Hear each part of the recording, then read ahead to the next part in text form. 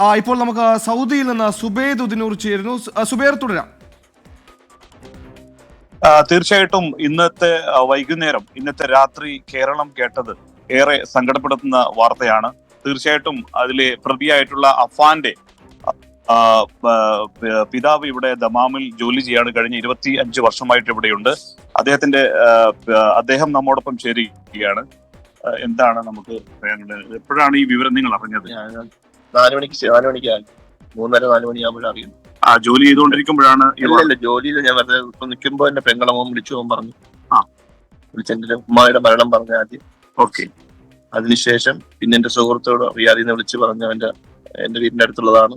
അപ്പൊ ഇതുപോലെ എന്റെ ഇളയ മകനെയും ഭാര്യയും ഇങ്ങനെ എന്തോ സംഭവിച്ചു എന്ന് പറഞ്ഞു.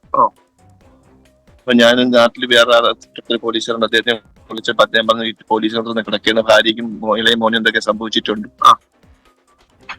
അങ്ങനെ ഞാൻ നാട്ടിൽ എന്റെ ഭാര്യയുടെ അനിയത്തെ വിളിച്ചു. അപ്പൊ അവൻ ഇതുപോലെ പറഞ്ഞു ഹോസ്പിറ്റലിലാണെന്ന് പറഞ്ഞു. എന്റെ ഇളയ മകൻ മരിച്ചവരെ ഞാൻ അറിയിട്ടില്ലായിരുന്നു.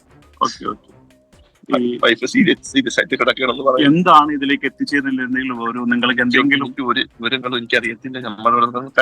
ഈ അഫാൻ നേരത്തെ സൗദി അറേബ്യയിൽ ഉണ്ടായതാണ് ഇവിടെ, എനിക്ക് തോന്നുന്നില്ല. അവൻ വിസിറ്റിംഗിന് ഞാൻ വൈഫിന് മക്കളെ കൊണ്ടുവന്ന് വിസിറ്റിംഗിന് വന്നു. 6 മാസം കൂടെ ഉണ്ടായിരുന്നു. അതിനുശേഷം ഇവിടുന്ന് പോകുന്ന സമയത്ത് അഫാൻ ആ രീതിയിൽ വല്ലതെന്തെങ്കിലും? അല്ലല്ല, അങ്ങനെയുള്ള യാതൊരു പ്രശ്നം. സന്തോഷമായിട്ട് ഒരു വന്ന് സന്തോഷമായി തിരിച്ചു പോകുമ്പോൾ ചെയ്തു ഒരു പോവുകയും ചെയ്തു. ഈ അഫാനായിട്ട് നിങ്ങൾ നേരത്തെ സംസാരിച്ചിട്ടുണ്ടോ? ഇന്നലെ എപ്പോഴെങ്കിലും? ഞാനിപ്പോ ഒരാഴ്ച അവന് കഴക്കൂട്ടത്തിന്റെ ഒരു കമ്പനി ജോലിക്ക് പോകുന്നുണ്ടെന്ന് പറഞ്ഞു. അങ്ങനെ എപ്പോഴും കിട്ടാറുമില്ല. ഒരാഴ്ച മുമ്പ് ഞാൻ വിളിച്ച് വോയിസ് ഇട്ട് സംസാരിച്ചായിരുന്നു. ഈ അഫാന്റെ ജോലിയായിട്ട് ബന്ധപ്പെട്ട എന്തെങ്കിലും വിഷയങ്ങളുണ്ടായിട്ടുണ്ടോ? വിഷയങ്ങളും ഇല്ല, എല്ലാം സന്തോഷത്തോടെ കഴിഞ്ഞത്. എനിക്ക് കുറച്ച് ബാധ്യത ഉണ്ടായി. ആ ബാധ്യത തീർക്കാൻ നമ്മുടെ വീടും പേരുടെ മിക്കാനുള്ള ശ്രമത്തിൽ നടന്നുകൊണ്ടിരിക്കുകയായിരുന്നു. വിറ്റ് കടങ്ങൾ തീർക്കാനുള്ള ശ്രമത്തിലായിരുന്നു. അത് നടന്നില്ല. പിന്നെ എന്തുകൊണ്ട് സംഭവിച്ചെന്ന് വെച്ചാൽ എനിക്കറിയത്തില്ല. ഈ കുടുംബമായിട്ട് എപ്പോഴാണ് നിങ്ങൾ സംസാരിച്ചത്? ഇന്ന് വിളിച്ചിരുന്നോ? ഇന്ന് വിളിച്ചിട്ടില്ല.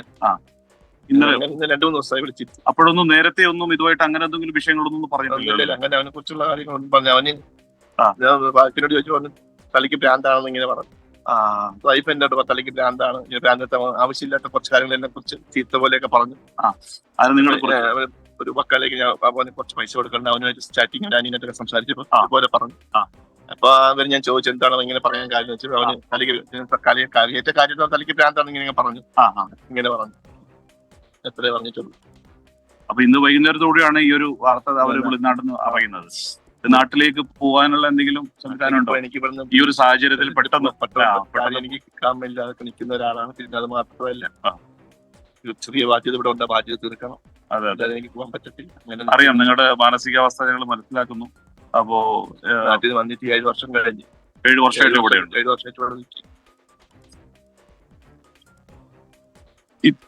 ഇത്രയും കാര്യങ്ങളാണ് ഇവിടുന്ന് ഈ അബ്ദുറഹ്മാൻ, ഈ നമ്മുടെ നേരത്തെ പറഞ്ഞ പ്രതിയുടെ പിതാവ് അബ്ദുറഹീം ഇവിടെ പറയുന്നത്.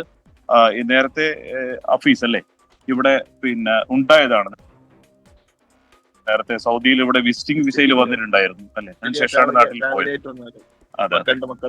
സുബൈർ, പറ്റുമെങ്കിൽ ഒരു കാര്യം കൂടി ചോദിക്കാമോ? ഈ അഫാന്റെ ഈ സ്ത്രീ സുഹൃത്തുമായി ബന്ധപ്പെട്ട് വിവാഹം കഴിക്കണം അങ്ങനെ എന്തെങ്കിലും വിഷയവുമായി ബന്ധപ്പെട്ട് പിതാവിനോട് സംസാരിച്ചിരുന്നു എന്ന കാര്യം ഒരു വ്യക്തത വരുത്താമോ?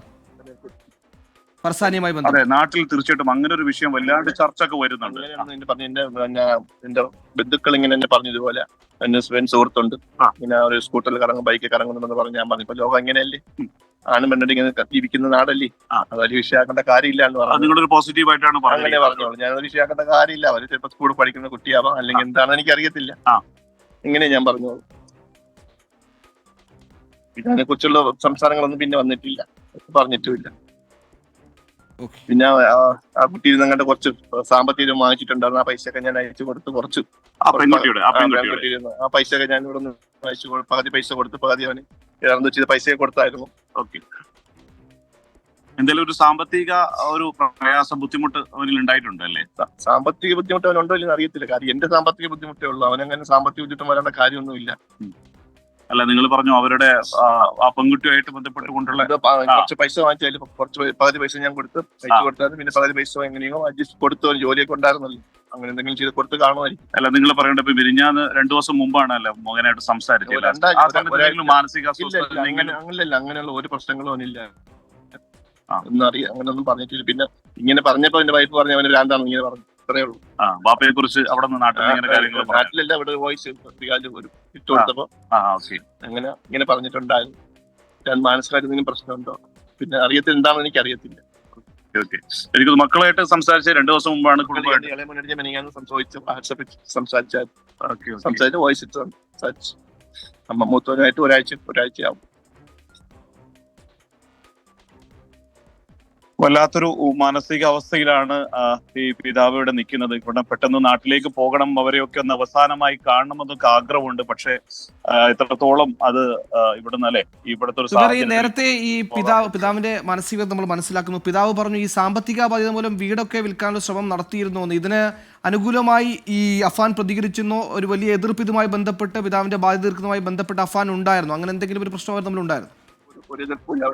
വിൽക്കാൻ വൈഫിനും അവനും താല്പര്യം വിറ്റ് കടങ്ങൾ തീർക്കണം, നല്ലപോലെ ജീവിക്കണം എന്നുള്ള അതിൽ തന്നെയായിരുന്നു. അതിനങ്ങനെ ഒരു എതിർപ്പൊന്നും ഒരു എതിർപ്പില്ല. ഒരുപാട് പേര് അന്വേഷിക്കാൻ അവൻ പറയുകയൊക്കെ ചെയ്തതാണ്. വസ്തുവിക്കാനായി ഒരുപാട് ബ്രോക്കർമാർ വരെയും കാണാൻ എല്ലാം വിളിക്കാൻ സംസാരിക്കും. മകൻ തന്നെയാണോ അവൻ തന്നെയാണ് കടങ്ങൾ തീർക്കാൻ വേണ്ടി. അങ്ങനെയുള്ള കടങ്ങളിൽ നമുക്ക് അതിലൊരു എതിർപ്പൊന്നും ഒരു പിതാവ് എന്ന നിലയിൽ ഇവിടെ നിങ്ങൾ പ്രകടിപ്പിച്ചിട്ടില്ല. അങ്ങോട്ട് പറഞ്ഞ അവരെല്ലാം സംഭവം തന്നെയായിരുന്നു. അങ്ങനെ ഒരു എതിർപ്പൊന്നും ആരും പറഞ്ഞിട്ടില്ല. സൗദിയിലെ ദമാമിൽ നിന്ന് സുബൈർ ഉദ്ദീനൂറായിരുന്നു നമ്മോടൊപ്പം ചെയ്യുന്നത്. സുബൈർ, ഒറ്റ കാര്യം കൂടി ചോദിക്കണം. ഈ പറ്റുമെങ്കിൽ ഈ പിതാവിന്റെ സഹോദരൻ ലത്തീഫുമായും ഈ പിതാവിന്റെ മാതാവുമായൊക്കെ വലിയ അടുത്ത ബന്ധം ഈ അഫാൻ സൂക്ഷിച്ചിരുന്നു. ഏതെങ്കിലും തരത്തിൽ എന്തെങ്കിലും പ്രശ്നം അവർ തമ്മിൽ ഏതെങ്കിലും വിഷയത്തിൽ ഉണ്ടായിരുന്നതായിട്ട് ഈ പിതാവിന് അറിയുമോ? ഒരു വിഷയങ്ങളും എന്റെ ഉമ്മ കഴിഞ്ഞ ആഴ്ച വീട്ടിൽ പോയിട്ട് അങ്ങോട്ട് പോയിട്ട് ഉമ്മയെ പോയി കണ്ടു, സംസാരിച്ച് തിരിച്ചു വന്ന് അവരെന്തെങ്കിലും ഉണ്ടെങ്കിൽ അവർ കൊടുക്കും, പൈസ എന്തെങ്കിലും കൊണ്ടുപോയി കൊടുക്കും, 100, 500 അങ്ങനെ എന്തെങ്കിലും കൊടുക്കും. സന്തോഷമായിട്ട് പോയിട്ട് വന്നെന്ന് എന്റെ പറഞ്ഞു. ഉമ്മയേട്ടങ്ങളിലും ജ്യേഷ്ഠനുമായിട്ടും അങ്ങനെ യാതൊരു പ്രശ്നങ്ങളും ഉള്ളതല്ല, ഒന്നുമില്ല. എന്താ സംഭവിച്ചത് എനിക്ക് അറിയത്തില്ല. അങ്ങനെ യാതൊരു പ്രശ്നങ്ങളുള്ള ആളല്ലായിരുന്നു. എന്താണ് സംഭവിച്ചതെന്ന് വെച്ചാൽ എനിക്ക് അറിയത്തില്ല.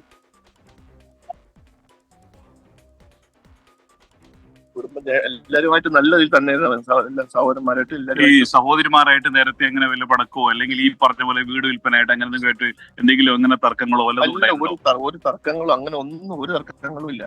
ഒന്നുമില്ല, ഒരു തർക്കങ്ങളും ഇല്ല. ഒരു സാധാരണ നിലയിൽ തന്നെ പോയിരുന്നു. നല്ല അന്തസ്സായിട്ട് നമ്മൾ കഴിഞ്ഞതാണ്. പിന്നെ എനിക്ക് ഈ ബാധ്യത വന്നപ്പോഴാണ് പിന്നെ എല്ലാം തകർന്നു പോയി. അങ്ങനെ ഒരു വണ്ടി ഉണ്ടാകുന്ന വണ്ടി വിറ്റ് കുറച്ച് കടങ്ങൾ അവിടെ തീർന്ന് പറയുന്നു. പിന്നെ ഈ ഇപ്പോഴത്തെ കുറച്ച് ബാധ്യത ഉണ്ട്.